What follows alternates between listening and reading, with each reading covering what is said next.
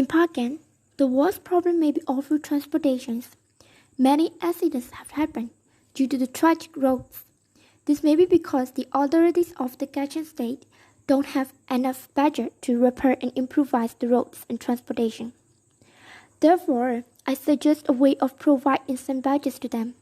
After the crisis, I hope our country will become a federal country. Then we will be able to help each other freely. The next problem is education. Educational opportunities in Myanmar are extremely limited, especially in Kachin state, where over 60 years of fighting between the insurgents and the government took place. We can see heroin sold in the roadsides like vegetables, or seen and said.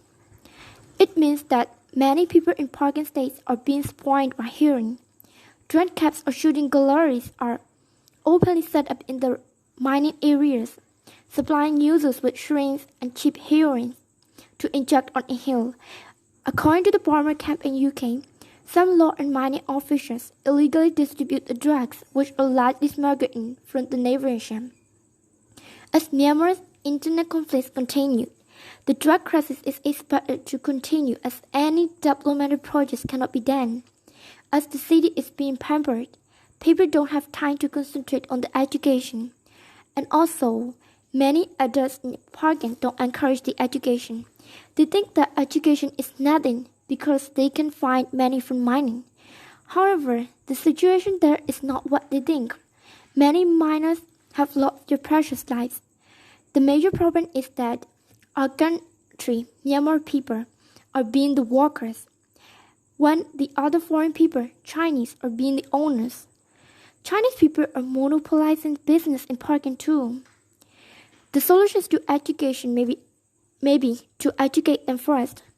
I reckon that these areas are really in need of teachers, doctors, and many educated people to guide them. Many volunteers should go there to teach and educate, not only the children, but also the adults. As one of the principal reasons for poor education is hearing, we also should find a solution to control drug usage. In this field, we have to use laws and regulations. I hope this works the most. Next solution is to encourage people to cultivate vegetables and fruits instead of weeds. As we can see that many youths are already addicted to drugs, we must also make a project for drug treatment. Treatments need to be right, respecting, and voluntarily applied by a person who has to be treated. So, we should use the treatments which are easily accessible and community-based. With this way, I hope Hpakant State will be sustainably developed in the near future.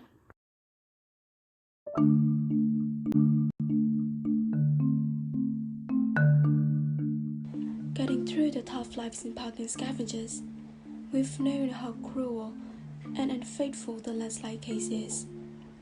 Although it is predictable and entirely preventable, but they did nothing. The scavengers, the local authorities, and even the Prime Minister. How many more people will die unnecessarily before the government takes serious action? Sadly, the former government seemed to lack the political will to clean up the mess in Hpakant. There is nothing inherently wrong with the jade mining. With an appropriate and properly enforced legal framework, jade could generate massive revenues for national coffers, enabling investments in social services and infrastructure. The problem is the destructive way that it has been undertaken in Myanmar. Hpakant has been left toxic landscape of crafters, polluted rivers, and waste dumps. It is unrecognizable from 3 decades ago, and it will never be recovered, at least in our lifetimes. Countless lives have been destroyed in the process, not only through mining accidents, but also the drug use and general lawlessness that pervades Hpakant. Let's put that in perspective. Land miners are considered as a huge problem in Myanmar. 9 out of 16 states and regions have some condemnation, and the military was the only state force in the world still lining mines last year, according to the Landmine Monitor in 2018. But it does not have to be this way. Environmental distractions, accidents, and rampant corporations in jade mining industry are not unavoidable. Initially, it took some positive steps, including the non-renewal of expiring permits and commissioning of EMP, which is known as Environmental Management Plan for Hpakant. But since then, it has lost its way for reasons that are not quite clear. The EMP was completed and submitted to the former government in August 2017. 21 months later, it has not been introduced.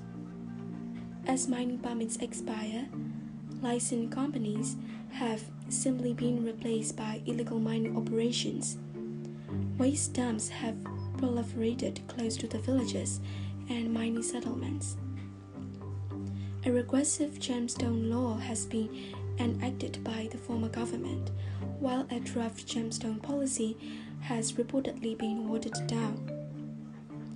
We all consider that the crisis in Hpakant needs to stop. The Environmental Conservation Law provides the circuit breaker for the government. Under Section 9 of the law, the government can declare an environmental emergency at mining regions. The few permits that remain in the place would be suspended until such a time that mining can be undertaken safely. While mining is halted, the government should review EMP, gemstone law, and gemstone policy, and harmonize them in a way that will ensure sustainable jade mining operations. Closer monitoring of protection of combat tax and illegal exports will also be essential. Finally, Myanmar might have a jade mining industry that benefits the entire country and not just a lucky few.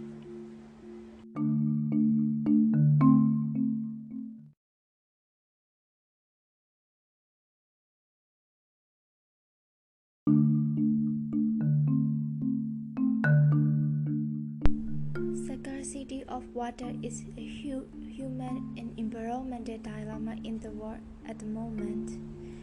Companies really ought to focus on water efficiency in all their operations, because in Kachin State, as Lucas said, that the environment as well as crop and drain were polluted due to their illegal digging. Illegal digging? Yeah, dozen odd residential said that mining companies in Kachin State are legal, but as my research, not at all. A local social organization also said that the Chipui craft had 10 red as well as a bit dry out on December 6 from the mining. People in those areas have to drink contaminated water. It also asked the government and companies to take responsibility for illegal mining and to solve the issues. As we know, mining industry is significant on the planet to make money, to extend the business geographically, and to be a powerful country by making weapons with rare earths. They have been exporting output products to China, and rare earth became prohibitively expensive, but income from mines are stable and better. Scarcity of water is a massive human and environmental dilemma in the world at the moment. Companies really ought to focus on water efficiency in all their operations, because in Kachin State, as Lucas said, that the environment as well as crop and drain were polluted due to their illegal digging. Illegal digging? Yes. Dozen of residential said that mining companies in Kachin State are legal, but as my research, not at all. A local social organization also said that the Chipui crack had turned red as well as a bit dried out on 6th of December from the mining. People in those areas have to drink contaminated water. It also asks the government and companies to take responsibility for illegal mining and to solve the issue. As we know, mining industry is significant on the planet to make money, to extend the business geographically, and to be a powerful country by making weapons with rare earths. They have been exporting output products to China, and rare earth became prohibitively expensive, but incomes for miners as their bread and butter. Moreover, they use an enormous amount of water and natural resources in mining pits. The only relevant solution to be sustainable mining is to develop technology. For example, in the US and other countries have developed the high-pressure gravity roll technology. Not only it is more energy efficient, but also a drying process. The high-pressure gravity roll can run without a single dot of water, but with air classification. So, they all offer local communities to use efficient clean water and well health. Because if you have mining machines like Meso, HPG or in the pit, there will be no more threat and environmentally friendly. Okay, most of the hand picker, aka scavenger, they don't have regular contact with their family members who are left at home. So when they die in landslide, their family don't even know that they have already died.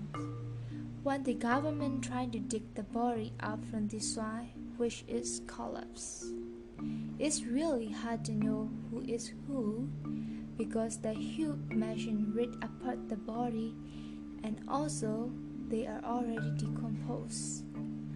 That sounds absolutely horrific, right? Social media journalists new expressed the depression in Hpakant township, as though how do they feel about mining, what are they like to accept, what kind of illegal things happen in those places, but never expressed as one of the crucial news in newspaper, magazine, as well as TV channel. Besides, even less, those news do not get attention than a meaningless penny mimi. If only we manage or give an interest on the process which can environmentally contaminate our planet.